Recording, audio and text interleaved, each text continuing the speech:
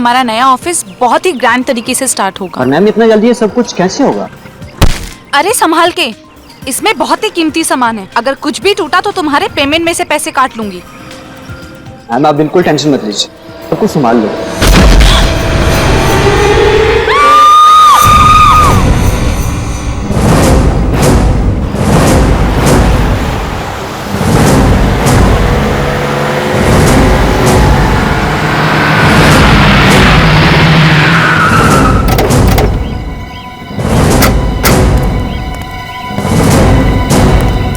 Excuse me, एक minute.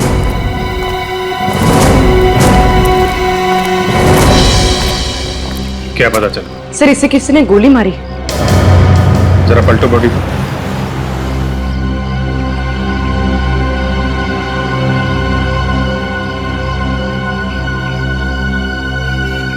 गोली are पार हो गई है। हाँ सर।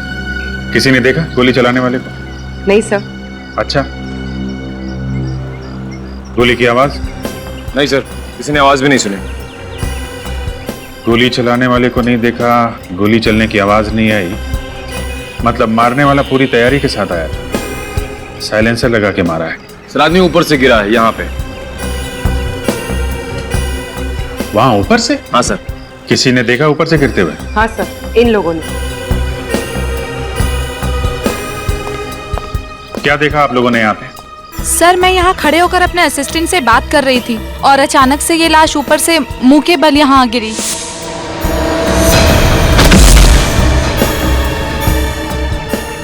गोली चलने की आवाज सुनी आप लोगों ने? जी नहीं सर। चीखने चिल्लाने की? जी बिल्कुल भी नहीं।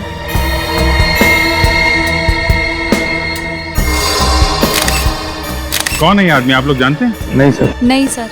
ये यहाँ काम नहीं करता क्या? I don't think so. नहीं सर।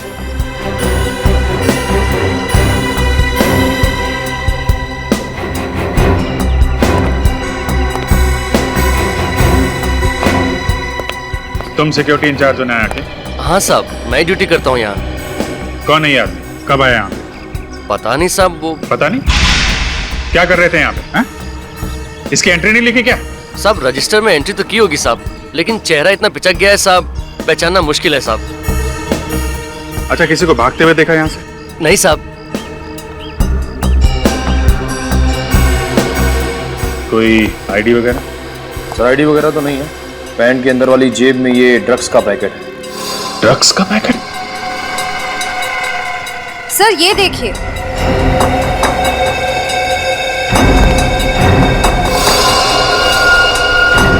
ये तो रस्सी का निशान। लेकिन सर ये आदमी ऊपर रस्सी के साथ क्या कर रहा होगा?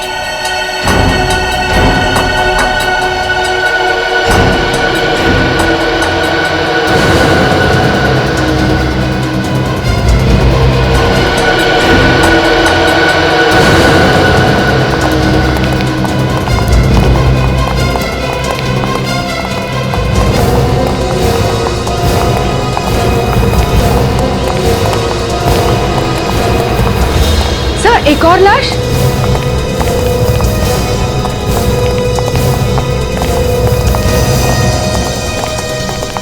विजय जी? सर आप जानते हैं इन्हें? हाँ, ये एक रिटायर्ड पुलिस ऑफिसर है, पिछले साल ही रिटायर हुए थे। Retired police officer? सर यहाँ क्या करने आए होंगे? सीने पे गोली मारी है। सर इनको भी गोली आर पार हो गई, पहली लाश की तरह। माय गॉड, इनको भी गोली मारी,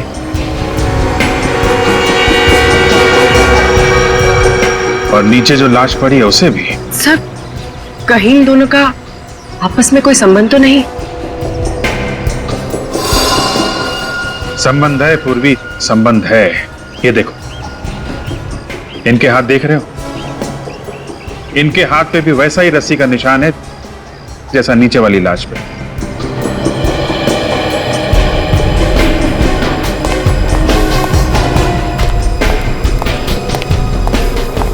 सर लाश फोरेंसिक भिजवा दी। माय गॉड, क्या हुआ सर? ये सब क्या हो रहा है?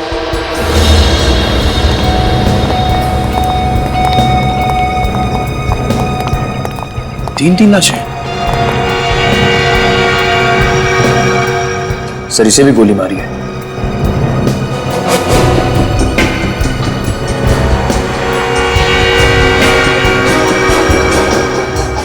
सर एग्जिट वोल नहीं है, मतलब सर गोली अभी भी अंदर है। सर बाकी दो को गोली आर पार हो गई है, इन्हें नहीं। क्या चक्कर है? सर इसके हाथ पे भी रस्सी का निशान।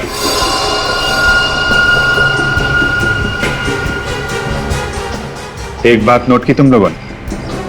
तीनों के हाथ में रस्सी का निशान है, तीनों को गोली लगी है, लेकिन तीनों को गोली अलग अलग जगह पे लगी है। जो आदमी नीचे पड़ा है उसको गोली सीने के निचले भाग पे लगी है, विजय जी को सीने के बीच में, और इस आदमी को गले में। 3 गोलियां 3 अलग अलग जगह पे। सर हो सकता है खूनी 3 अलग अलग लोग हों। हो सकता है, मगर कितनी अजीब बात है, 3 खून हुए हैं यहां पे और किसी ने भी खूनी को देखा नहीं। इधर आओ। जी साहब। इन्हें पहचानते हो? साहब ये तो विक्रम जी हैं। विक्रम जी? कौन है ये? इनका ऑफिस नीचे ही है। नीचे ही ऑफिस? जी। निखिल इसके साथ जाओ और ऑफिस में से किसी को लेके आओ यहाँ पे। सर आइए।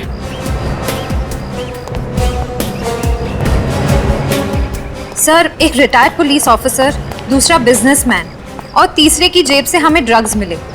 ये तीनों टेरेस पे क्या कर रहे थे? सर शायद ये विक्रम ड्रग्स लेता हो और दूसरे आदमी से खरीदता हो, जो शायद एक ड्रग डीलर हो। हम अगर एक retired police officer Vijay ji ये यहाँ पे क्या कर रहे थे?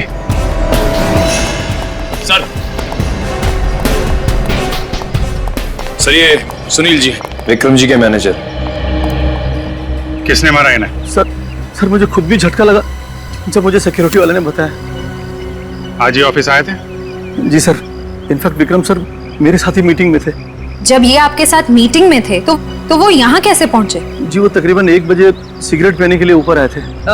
ये सिगरेट पीने हमेशा यहीं पे आते थे? जी। अच्छा, जब ये निकले थे तो इनके साथ में कोई और आदमी था या अकेले थे? जी नहीं, कोई नहीं था। कोई भी नहीं था? नहीं। सर हो सकता है विक्रम जी ने दोनों को बुलाया हो ऊपर टेरिस पे। हाँ, मगर एक बिजनेसमैन को क्या काम आ पड़ा, एक ड्रग वाले से और एक पुलिस वाले से।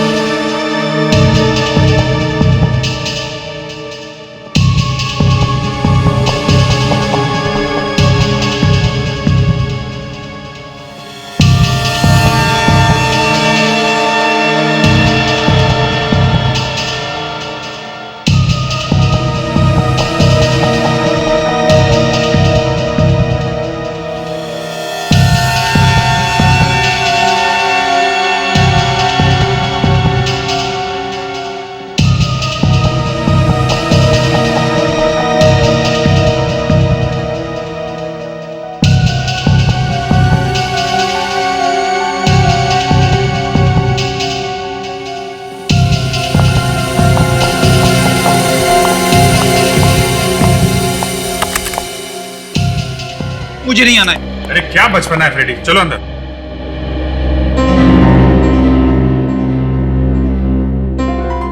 मैं नहीं आऊंगा, मुझे नहीं आना है। अरे नाराज होने से क्या फायदा है यार? बात कर लेते हैं डॉक्टर साहब से। क्या हुआ? आज फ्रेडी सर के मिजाज क्यों खराब है? अब क्या बताऊं तारिका जी, ये डॉक्टर साहब, इनकी वजह से हो रहा है सब। क्या डॉक्टर साहब, क्या कह दिया आपने? फ्रेडी को अंदर आने के लिए तैयार नहीं है, कमाल करते हो यार, मैंने क्या कह दिया भाई? ए फ्रेडी, यहाँ इधर इधर, कम कम।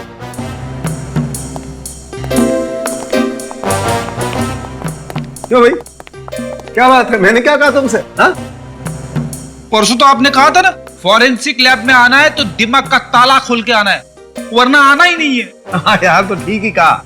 अरे तुम लैब में आते ही इतने टेढ़े मेढ़े सवाल करने लगते हो तो कहना तो पड़ेगा, इसमें नाराज क्यों होते हो यार? अरे जाने दीजिए डॉक्टर साहब, कभी कभी ऐसे केस आ जाते हैं कि दिमाग में टेढ़े मेढ़े सवाल उठने लगते हैं। अब इस केस में लीजिए, तीन लोगों को गोली लगी है, लेकिन अभी तक ये पता नहीं चल रहा है कि गोली चली कहां से है। हवा में से। हाँ? क्या? हवा में से? हाँ, और इन तीनों की मौत एक ही गोली से हुई है। क्या? एक ही गोली से? हाँ अभिजीत, तीनों को एक ही गन से और एक ही बुलेट से मारा गया है। हवा में से गोली चली, एक गोली से 3 लोग मर गए। तीन लोग मर गए। अरे ये कैसे हो सकता है सर? फिर आप कहेंगे कि फ्रेडी टेढ़े मेढ़े सवाल पूछता रहता है। अरे नहीं फ्रेडी, एक बार तो वाकई इस सवाल ने मेरी भी खोपड़ी घुमा दी थी, लेकिन बाद में दिमाग लगाया और घाव को अच्छी तरह से देखा तो समझ में आया। घाव देख के?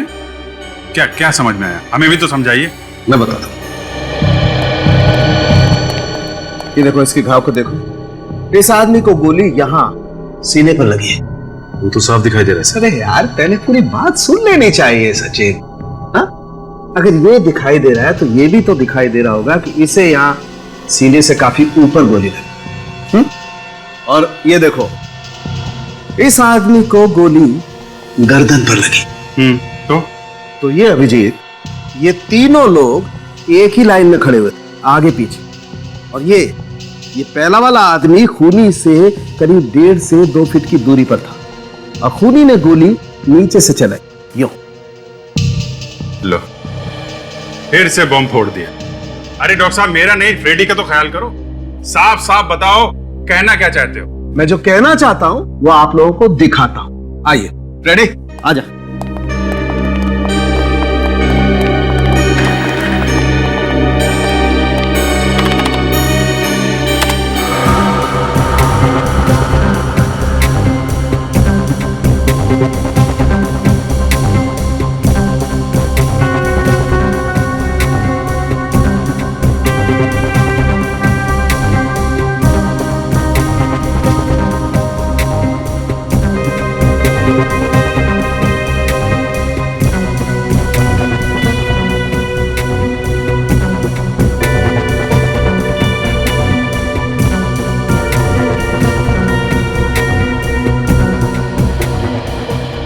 तीनों अपनी मौत को खींच रहे थे। सर, मेरी समझ में ये नहीं आ रहा है कि उन तीनों मरने वालों का आपस में कनेक्शन क्या है। फ्रेडी एक एक्स पुलिस ऑफिसर विजय है, दूसरा बिजनेसमैन विक्रम, और तीसरा वो आदमी जिसके पास से हमें ड्रग्स मिले थे। तीनों के तीनों एक साथ उस बिल्डिंग के छत पर थे। क्यों? कोई ना कोई कनेक्शन तो जरूर होगा ना उस तीनों के बीच में, इसीलिए तो वहां उस छत पर थे एक साथ। सर, ड्रग्स का चक्कर हो सकता है, शायद वहां कोई ड्रग डील हो रही हो।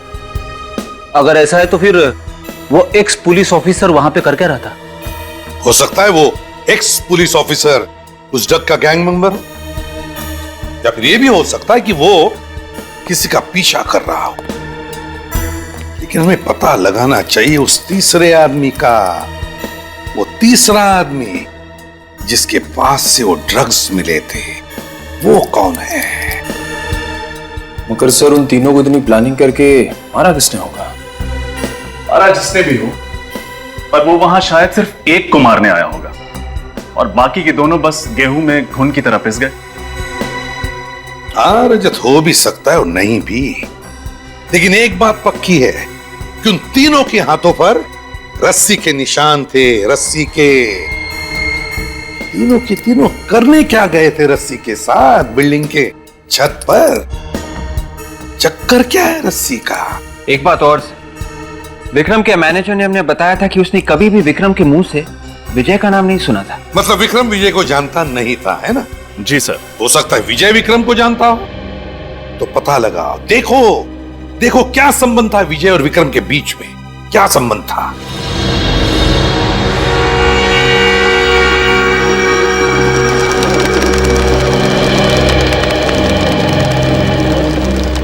डॉक्टर सारुंखे ने बताया था कि पहले आदमी को खूनी ने 2-3 फीट की दूरी से गोली मारी है, और वो भी नीचे के एंगल से। पहले आदमी को सीने पे लगी, दूसरे को सीने पे ऊपर, और तीसरे को गले में लगी। इसका मतलब खूनी यहां से बाहर लटक रहा था। पर सर कोई ऐसे हवा में से गोली कैसे चला सकता है? पूर्वी उन तीनों के हाथ में रस्सी के निशान थे, तो शायद उन तीनों ने ये रस्सी पकड़ी होगी और खूनी उसी रस्सी के दूसरे सिरे पे नीचे लटका होगा। और सर खूनी रस्सी से लटका क्यों होगा? और अगर लटका था तो वो तीनों रस्सी खींच क्यों रहे थे, उसकी मदद क्यों कर रहे थे? शायद उन्हें मालूम नहीं होगा कि नीचे लटका हुआ आदमी खूनी है और उनकी जान लेने वाला है। उसने मदद मांगने के बहाने से इन तीनों को यहाँ बुलाया और नीचे लटक के उनको गोली मार दी। लेकिन सर, उसने बिल्डिंग से लटकने के लिए वजह क्या बताई होगी? बिल्डिंग से बाहर लटकने की क्या वजह हो सकती है? बिल्डिंग से कौन आदमी बाहर निकले? वही जो साफ सफाई का काम कर रहा हो, बिल्डिंग का काम कर रहा हो, या फिर पेंटिंग का काम कर रहा हो। शोभा जी, क्या विजय जी किसी बात को लेकर परेशान थे? जी ऐसी तो कोई बात नहीं है, हाँ मगर अपने पुराने केस को लेकर थोड़ा एक्साइटेड थे। एक्साइट थे?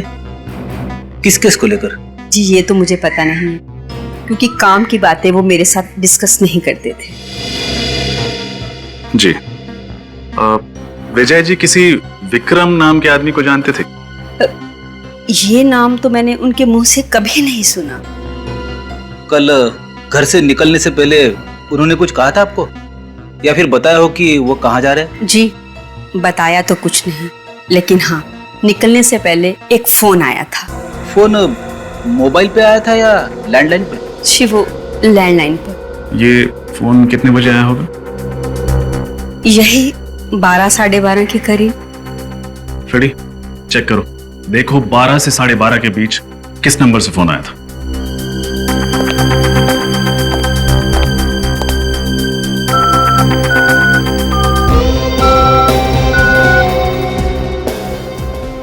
सर 12 और 12:30 के बीच सिर्फ एक ही फोन आया था। कोई लैंडलाइन नंबर है? फोन करो उस लैंडलाइन पे, देखो कहां का नंबर है। यस।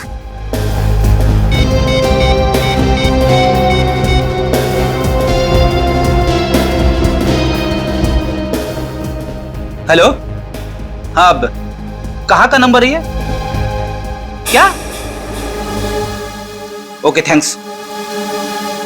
क्या हुआ सर? जिस नंबर से विजय जी को फोन किया गया था वो विक्रम के ऑफिस का है। क्या? विक्रम के ऑफिस का? विक्रम के ऑफिस से किसने फोन किया होगा और क्यों? सुनो। सलाम साहब। सलाम। अच्छा, इस बिल्डिंग में कल कुछ काम चला था, पेंटिंग का, वेल्डिंग का या साफ सफाई का? हाँ साहब, वेल्डिंग का काम चल रहा था। कहाँ पर? 7वें माले पर विक्रम जी का ऑफिस है ना, उसके विंडो के बाहर काम चल रहा था। अच्छा, ये वेल्डर छत से लटक के काम कर रहा था? हाँ साहब, लटक के काम कर रहा था। नाम क्या है उसका? रहता कहाँ है? सर पता नहीं किसने फोन किया, हम तो किसी विजय नाम के आदमी को जानते भी नहीं है। शायद विक्रम ने फोन किया हो। मगर विक्रम सर क्यों फोन करेंगे जब वो किसी विजय नाम के आदमी को जानते ही नहीं थे? हेलो सर, मैं रोहित, विक्रम का छोटा भाई। मिस्टर रोहित, आपके भाई विक्रम ने कभी आपके सामने विजय नाम के किसी आदमी का जिक्र किया था? नहीं सर, बिल्कुल नहीं। आपका भाई ड्रग्स लेता था? ड्रग्स तो लेता था सर, लेकिन ये बात 1 साल पुरानी है। 1 साल पुरानी बात? मतलब? दरअसल 1 साल पहले एक हादसे की वजह से भाई ने ड्रग्स लेना छोड़ दिया था। हादसा? कैसा हादसा? एक प्लेन क्रैश हुआ था और उसमें भाई भी था। किस्मत अच्छी थी कि उसमें से 2 लोग बच निकले, एक भाई और एक औरत। एक्चुअली सर, जिंदगी ने विक्रम सर को एक और मौका दिया। वो ये मौका हाथ से गंवाना नहीं चाहते थे, इसलिए उन्होंने शराब और ड्रग्स को हमेशा हमेशा के लिए छोड़ दिया था। अगर विक्रम सचमुच में बदल गया था, उसने ड्रग्स भी छोड़ दी थी, तो वो ड्रग्स वाले आदमी के साथ छत पे क्या कर रहा था?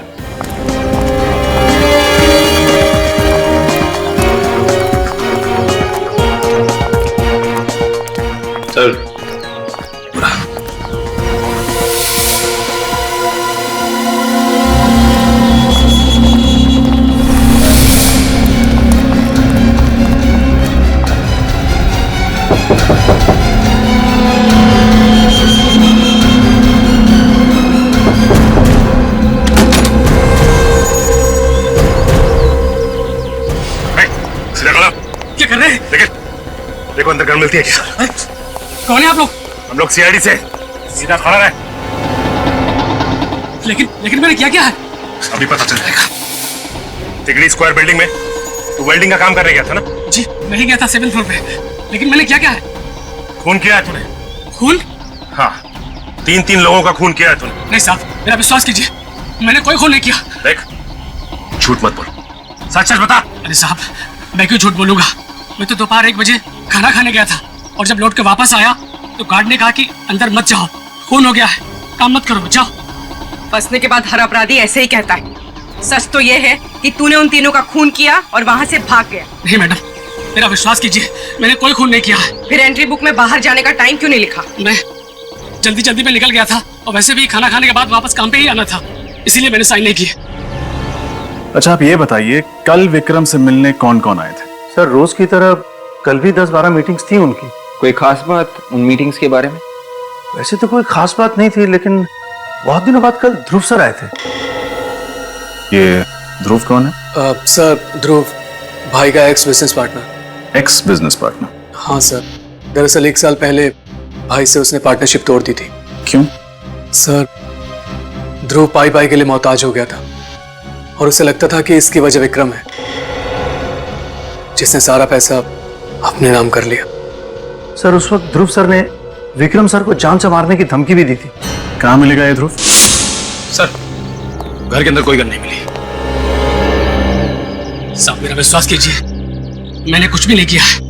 अगर तुमने कुछ नहीं किया तो फिर खूनी ने तुम्हारा ही भट्टा और तुम्हारी रस्सी कैसे इस्तेमाल की? सर ये सब मुझे नहीं मालूम, लेकिन खून मैंने नहीं किया है साहब, मैंने खून नहीं किया। एक बात बताओ, जब तुम वहाँ पे काम कर रहे थे तब तुमने किसी ऐसे आदमी को देखा जो तुम पे नजर रख रहा हो, खास करके उस समय जब तुम छत के आसपास रहे हो? नहीं साहब। अगर ये सच कह रहा है तो इसका मतलब यह है कि इसके जाने के बाद 1 बजे खूनी वहां पे आया और इसी की रस्सी और इसी का फट्टा इस्तेमाल किया और इसके आने से पहले खून करके वहां से निकल गया। अच्छा तुमने वहाँ कुछ ऐसा देखा या सुना जो तुम्हें अजीब सा लगा? मैडम 7th फ्लोर की खिड़की के बाहर में वेल्डिंग कर रहा था कि मुझे अचानक अंदर से कुछ गिरने की आवाज आई। ऐसा लगा कुछ गिर के टूट गया हो और शायद वहां पर कुछ लोगों के लड़ाई झगड़े की भी आवाज आ रही थी, मगर वो लोग किस बारे में बात कर रहे थे, क्या बोल रहे थे, ये मेरी कुछ भी समझ में नहीं आया। अच्छा ये सब हुआ कितने बजे? सर यही करीब 11 साढ़े 11 बजे। 11 साढ़े 11 बजे? अच्छा ये बताओ कि कल 11 साढ़े 11 के बीच तुम विक्रम के ऑफिस में गए थे? हाँ गया था। क्यों? कुछ काम था। वही तो पूछ रहा हूँ, क्या काम था? आप लोगों को इससे क्या लेना देना है? लेना देना है मिस्टर, इसीलिए तो पूछ रहा हूँ, क्या काम था? आप लोग तो दादागिरी कर रहे हैं मेरे साथ। ये दादागिरी नहीं मिस्टर ध्रुव, शराफत से पूछ रहे हैं, बता दीजिए। कुछ पर्सनल काम था। देखिए ये घुमा फिरा के बातें करना बंद कीजिए और शराफत से वो बताइए जो हम पूछ रहे हैं, क्योंकि अगर हम दादागिरी पे उतर आए ना तो तोते की तरह बोलना शुरू कर देंगे आप।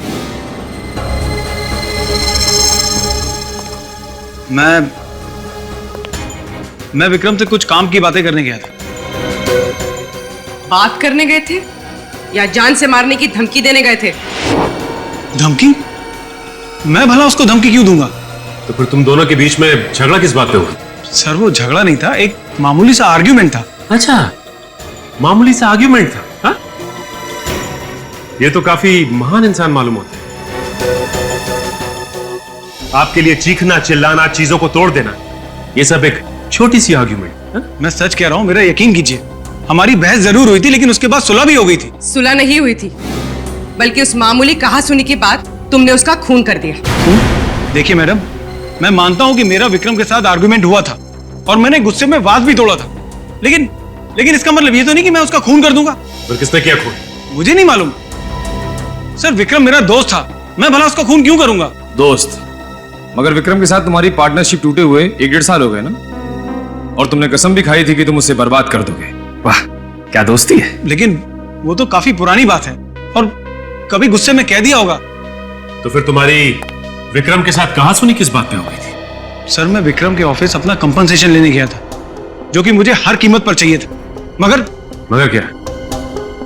मगर सर विक्रम ने कंपनसेशन देने के लिए साफ इनकार कर दिया। उल्टा वो तो मुझे अपने ऑफिस से बाहर निकालने की बात करने लगा। फिर क्या हुआ? फिर सर मैंने विक्रम को उसके किए हुए सारे फ्रॉड याद दिलाए। वो तुरंत मेरे सारे नुकसान की भरपाई करने को तैयार हो गया। भरपाई करने को तैयार हो गया? हाँ सर, उसने चेक भी काट के दिया मुझे। चेक दिखा। हाँ सर। सर इससे पहले मैंने कई बार विक्रम को उसके फ्रॉड की याद दिलाई, लेकिन हमेशा वो पैसे देने में आनाकानी करता रहा। फिर इस बार कैसे उसने चेक काट कर दे दिया? सर मैं खुद भी बड़ा हैरान हूं कि ये सब कैसे हो गया। कहीं विक्रम बदल तो नहीं गया? ये देखिए सर, विक्रम के साइन भी है। ये भी तो हो सकता है कि ये चेक तुमने विक्रम से जबरदस्ती लिया। सर अगर जबरदस्ती करनी होती तो काफी पहले कर चुका होता। अच्छा, कल दोपहर 1 से 2 बजे के बीच में तुम कहाँ थे? मैं एक बिजनेस मीटिंग में था। आप चाहें तो पूछ सकते हैं। वो तो हम पूछ ही लेंगे, लेकिन आप ये बताइए कि आपने विक्रम के आसपास ऐसा कुछ देखा या सुना जो अजीब सा लगा? हाँ सर, मैं जब विक्रम के ऑफिस से बाहर निकल रहा था तो मैंने विक्रम को किसी से फोन पे बात करते हुए सुना था। क्या बात कर रहा था? सर वो बड़ी टपोरी लैंग्वेज में बात कर रहा था। लेकिन वो बात किससे कर रहे थे? किससे? भीकू, भीकू नाम के किसी आदमी से बात कर रहा था।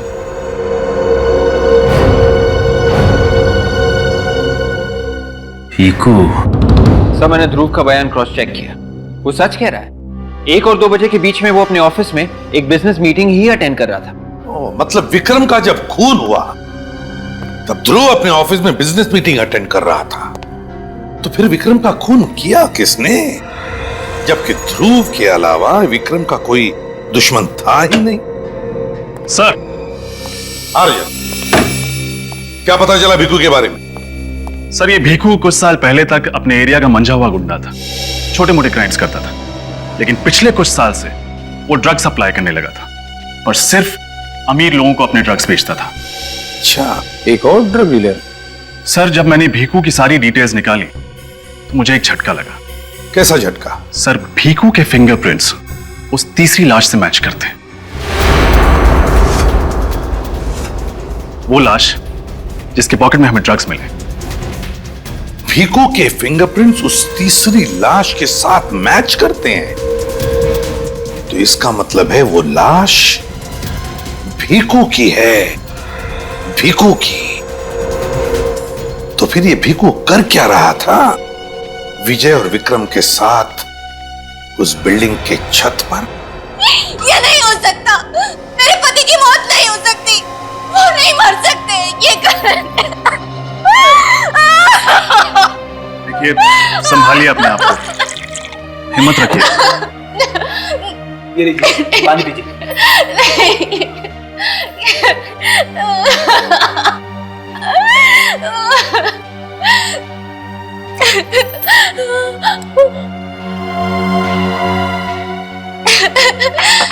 किसने मारा मेरे पति को? कौन है? कौन है? मैं उसे नहीं छोड़ूंगी। देखिए, हम भी ढूंढने की कोशिश कर रहे हैं कि खूनी कौन है। आपने कभी विक्रम का नाम सुना? जी नहीं, मैं विक्रम को नहीं जानती। देखिए प्लीज ध्यान से सोचिए, आपके पति भीकू ने कभी भी विक्रम के बारे में जिक्र किया था? जी नहीं। आप कम से कम ये तो जानती होंगी कि भीकू ड्रग्स का धंधा करता था। जी ड्रग्स का धंधा करते थे, पिछले 7-8 महीने से वो एकदम सुधर गए थे। सुधर गए? अब ये अचानक कैसे सुधर गया भीकू? जी वो ड्रग्स डीलर की जिंदगी से बहुत तंग आ गए थे। तंग आ गया था या कोई और बात थी? जी वो तो मैं नहीं जानती कि कोई और बात थी या नहीं, मगर उन्होंने मुझसे कहा था कि अब हमें ये सब करने की कोई जरूरत नहीं है, इसलिए। क्यों? ऐसा क्या मिल गया था भीकू को जो वो गलत धंधे छोड़ने को तैयार था? उन्हें हर हफ्ते एक अच्छी खासी रकम मिल जाती थी जिसमें हम लोग आराम की जिंदगी जी लेते थे। अच्छी खासी रकम, वो भी हर हफ्ते? कहां से आते थे ये पैसे? जी वो मुझे नहीं मालूम, पर वो हर हफ्ते एक पैसों का पैकेट लेकर आते थे। पैसों का पैकेट? ये पैकेट होंगे आपके पास? जी। जरा दिखाएंगे कैसे हैं ये पैकेट? जी।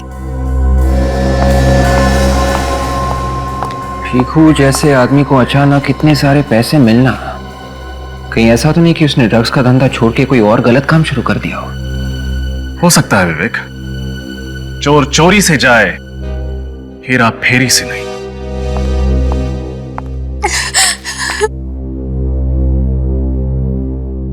अरे ये तो विक्रम की कंपनी का इन्वेलप है। मतलब भीखू को पैसे विक्रम देता था, मगर क्यों? ये इन्वेलप कब लाया था वो? जी परसों लाए थे। परसों? एक काम करते हैं, इन नोटों की गड्डियों पर उंगलियों के निशान होंगे, उनसे पता चल जाएगा कि ये पैसे विक्रम ने दिए थे या किसी और ने।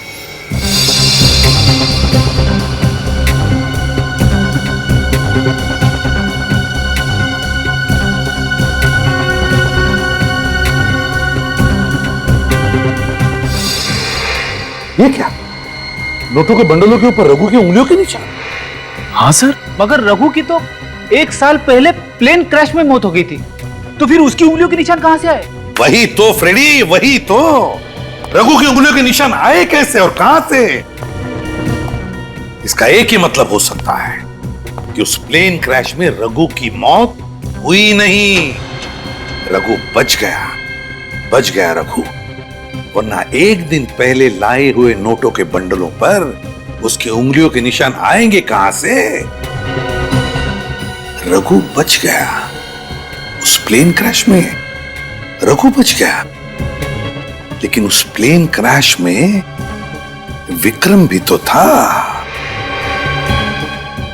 उस प्लेन क्रैश में विक्रम भी तो था ना, वो भी तो बच गया था। हाँ सर, उस प्लेन क्रैश में 2 ही लोग बचे थे, एक औरत और दूसरा ये विक्रम। एग्जैक्टली, वही तो। कैसे? मेरा तो दिमाग घूम गया सर। अब उस प्लेन क्रैश में सिर्फ एक आदमी बचा था। रघु अगर जिंदा था तो विक्रम की मौत हो जानी चाहिए थी ना। मगर सर विक्रम की लाश तो हमें उस बिल्डिंग की छत से मिली थी। सब समझ में आ रहा है, सब समझ में आ रहा है। वे एक काम करो, रघु की उंगलियों के निशान विक्रम की लाश की उंगलियों के निशान के साथ मैच करके देखो, सब साफ हो जाएगा। Yes sir. देखो,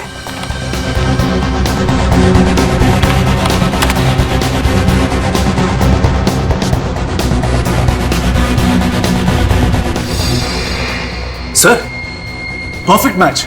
रघु की उंगलियों के निशान विक्रम की लाश की उंगलियों के निशान के साथ मैच करते हैं सर। एग्जैक्टली। जिसे हम विक्रम की लाश समझ रहे थे, वो विक्रम की लाश नहीं बल्कि रघु की लाश थी, रघु की लाश। मगर सर ऐसा कैसे हो सकता है? रघु ने अपना चेहरा ऐसे कैसे बदल दिया? विक्रम कैसे बन गया? ऐसा ही हुआ है विवेक, ऐसा ही हुआ है। बस उस हॉस्पिटल में जाकर पूछताछ करो जहां पर इस प्लेन क्रैश के पैसेंजर्स को एडमिट किया गया था। वहीं पर विक्रम और रघु के चेहरे का पर्दा हट जाएगा और वहीं पर दूध का दूध हो जाएगा और पानी का पानी। डॉक्टर साहब, पिछले साल जो प्लेन क्रैश हुआ था उसके घायल पैसेंजर्स और डेड बॉडीज की देखरेख आप ही कर रहे थे? जी हाँ सर, मैंने और मेरी टीम ने की। जो लोग घायल हुए थे और जिनकी मौत हुई थी उनके बारे में कुछ जानकारी चाहिए थी हमें। वो प्लेन बहुत बुरी तरीके से क्रैश हुआ था। हमने बहुत कोशिश की सर, लेकिन सिर्फ 2 लोगों को बचा पाए। और उनमें से एक का नाम था विक्रम। क्या आप हमें बता सकते हैं कि जब उस आदमी को यहाँ लाया गया तो वो किस हालत में था? जब उसे यहाँ लाया गया था उसकी हालत बहुत खराब थी। उसका शरीर बिल्कुल जल गया था, चेहरा तो बिल्कुल पहचान में नहीं आ रहा था। तो फिर आपने उनकी प्लास्टिक सर्जरी की? जी हाँ। डॉक्टर साहब, आपको इस बात का यकीन कैसे हुआ कि जिस आदमी का आप लोग प्लास्टिक सर्जरी कर रहे हैं वो विक्रम ही है? हो सकता है वो कोई और था जिसे आप लोग विक्रम समझे। उस क्रैश के वक्त यहाँ पर 100 से ज्यादा लोगों को लाया गया था और सबकी हालत बहुत खराब थी और हमारे पास टाइम कम था, इसलिए हमने पेशेंट की पहचान उनके सीट नंबर से की। उसी से पता चला कि वो विक्रम है और उसकी तस्वीर की मदद से उसका चेहरा ठीक किया। जानकारी के लिए बहुत बहुत शुक्रिया। Thank you doctor. You welcome. Sir एक बात समझ नहीं आई, रघु को विक्रम का चेहरा तो मिल गया लेकिन उसके घर वालों ने उसके हाव भाव, उसकी आदतों से कभी पहचाना नहीं कि विक्रम नहीं कोई और है। हो सकता है रघु विक्रम को अच्छी तरह से जानता हो, इसलिए बड़ी आसानी से उसका हमशक्ल बन के उसकी जिंदगी जीने लगा। हमें यह पता करना चाहिए कि रघु और विक्रम इन दोनों का आपस में क्या कनेक्शन था।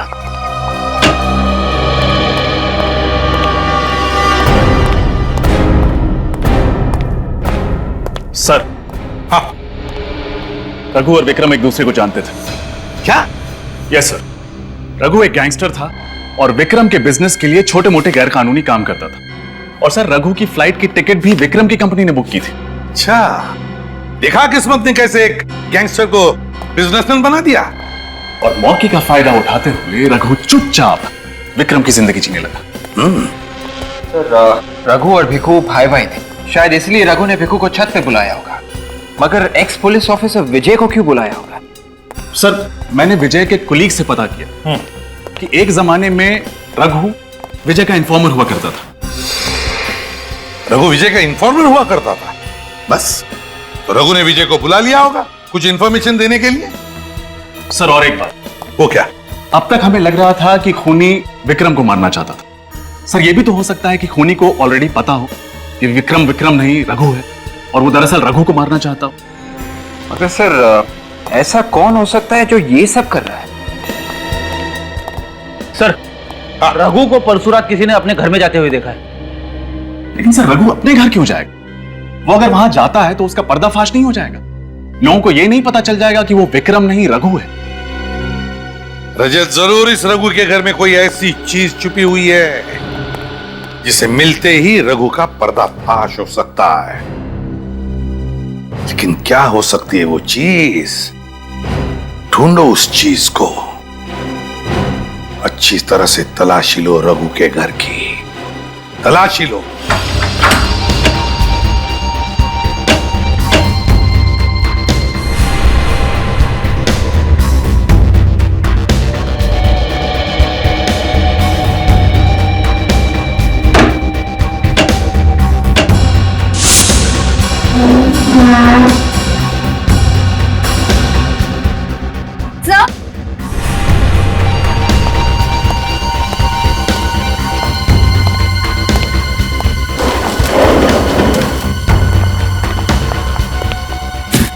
सर इतने बड़े पैकेज में क्या हो सकता है? खोल के देखते हैं।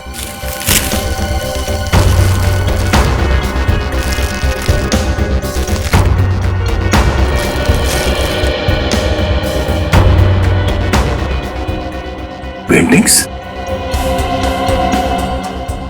काफी महंगी पेंटिंग्स है ये। इतनी महंगी पेंटिंग्स ये रघु के पास कहां से आई?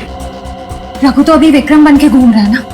और सर अब उसके पास इतने पैसे हैं कि वो ये पेंटिंग्स आसानी से खरीद सकता है। हम अगर रघु ने ये पेंटिंग यहाँ पे छुपाया क्यों?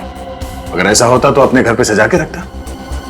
इनसे फिर पता कैसे चलेगा कि ये पेंटिंग्स इस रघु तक कैसे पहुंची? एक आदमी है जिसे मैं जानता हूँ, वो बता सकता है इन पेंटिंग्स के बारे में।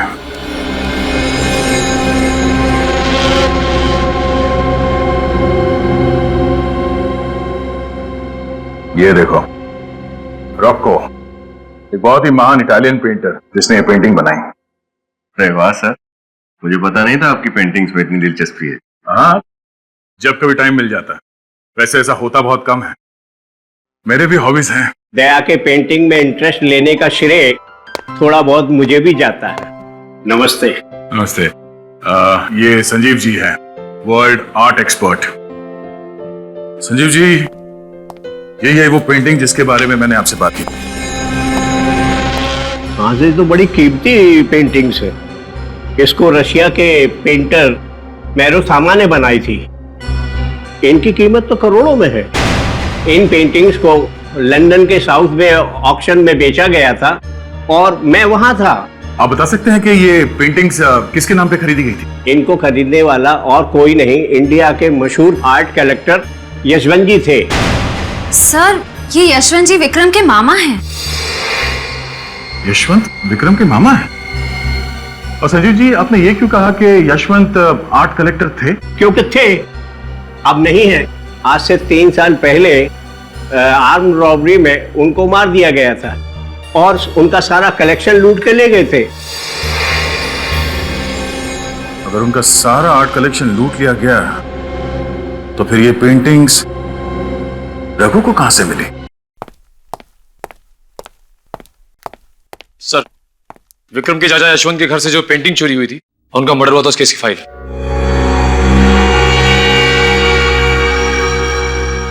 अरे ये क्या हुआ सर? इस केस के इंचार्ज विजय जी थे?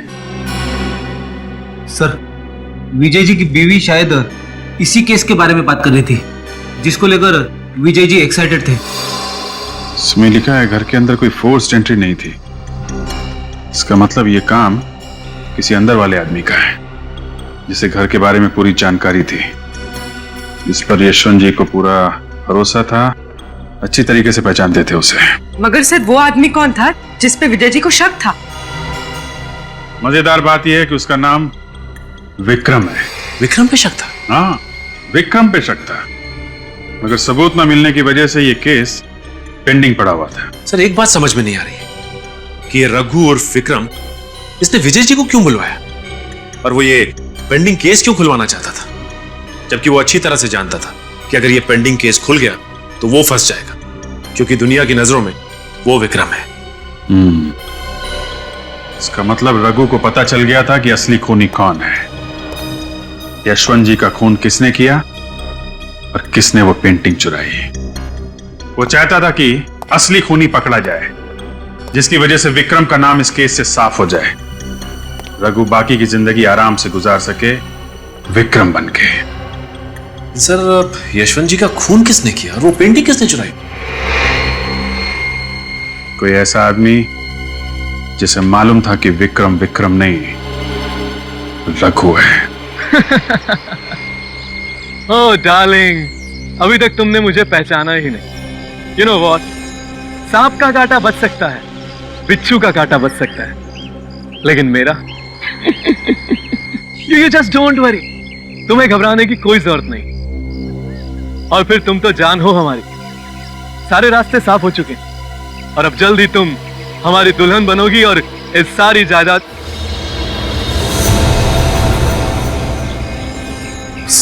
सर आप यहाँ? हाँ, वो शादी का तोहफा देना था। तोहफा? कैसा तोहफा सर? खुद ही देख लो। सर ये तो वही पेंटिंग है जो मेरे मामा यशवंत के घर से चोरी हुई थी। हाँ, रघु के घर से मिली, उसी ने चुराई थी। Thank you sir. सर मेरे भाई के कातिल का पता चला? हाँ, पता चल भी गया है और नहीं भी। मतलब ये कि हम जानते हैं खूनी कौन है, पर हम चाहते हैं कि वो खुद ही सब कुछ उगल दे। कौन है सर? किसने मारा मेरे भाई को? शायद तुम। मैं भला अपने भाई का खून क्यों करूंगा सर? भाई को नहीं, रघु को तो मार ही सकते हो ना। अपने अंकल यशवंत को मार सकते हो।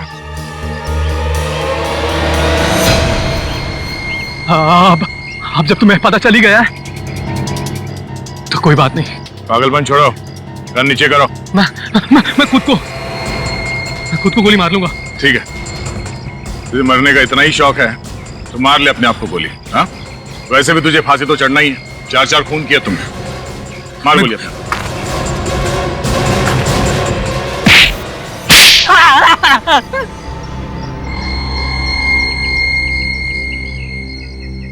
हाँ सर, मैं नहीं मारा है अपने मामा यशवंत को और उन तीनों को भी। क्यों मारा अपने अंकल यशवंत को? मैं अपने मामा को नहीं मारना चाहता था सर, लेकिन उन्होंने मुझे वो पेंटिंग्स चुराते हुए देख लिया। और कहीं वो पुलिस को ना बता दे, इसलिए तुमने उन्हें अपने रास्ते से ही हटा दिया। और फंस गया विक्रम। तो फिर रघु और विक्रम, उसे क्यों मारा तुमने? सर मुझे पता चल गया था कि प्लेन क्रैश में मेरे भाई की मौत हो गई है और उसकी जगह वो रघु बहरूपिया बन के आ गया, इसलिए मैंने उसको भी मार डाला सर। और उस रघु उर्फ विक्रम को ये पता चल गया था कि वो पेंटिंग्स तुमने चुराई थी। हाँ, और उस दिन उसने वही बताने के लिए इंस्पेक्टर विजय को छत पर भी बुलाया था। और इससे पहले कि इंस्पेक्टर विजय को सच्चाई का पता चल जाता, तुमने उन तीनों का खून कर दिया। हाँ सर। बहुत खूब, बहुत फुल प्रूफ प्लानिंग बनाई थी तुमने। तुम्हारे सारे पत्ते एक झटके में बिखर गए। तुमने वो कहावत तो सुनी होगी, जो बोओगे वही पाओगे। जिस रस्सी के सहारे तुमने उन तीनों का खून कर दिया, वही रस्सी तुम्हारे फांसी का फंदा बनेगी।